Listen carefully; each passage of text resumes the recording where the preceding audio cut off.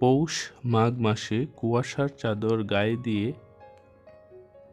শীতের আগমন ঘটে।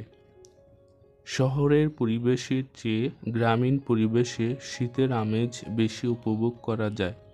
এ কারণেই শীতের ছুটিতে মা বাবার সাথে দাদার বাড়িতে বেড়াতে গিয়েছিলাম। ভোরে ওঠার অভ্যাস না থাকলেও দাদির ডাকে ঘুম ভাঙল শীতের পিঠা খাওয়ার জন্য।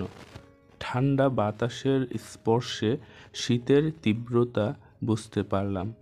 গায়ে চাদর জড়িয়ে উঠানে নেমে দেখলাম ঘন কুয়াশায় ঘিরে রয়েছে চারদিকে, আর এর মাঝে দাদি বাপা পিঠা তৈরি করছে।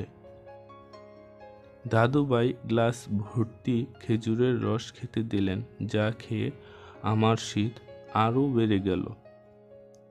পুকুরের দিকে তাকিয়ে মনে হলো যেন পুকুর থেকে ধোঁয়া উঠছে। গ্রামের কৃষকেরা এই তীব্র শীতেও নাঙল কাঁধে গরু নিয়ে মাঠে যাচ্ছে। পূর্ব দিকে রং ছড়িয়ে সূর্য উঠছে। সেই সূর্যের আলো শিশির ভেজা ঘাসে পড়ে মুক্তার মতো মনে হচ্ছিল। আস্তে আস্তে উঠানের একপাশেও রোদ পড়ল। সেখানে দাদি পাটি বিছিয়ে খেজুরের রসের পায়েস খেতে দিলেন। শহরে পরিবেশে শীতের সকাল বোঝা না গেলেও গ্রামে এসে শীতের সকালের সুখকর অনুভূতির পরশ পেলাম।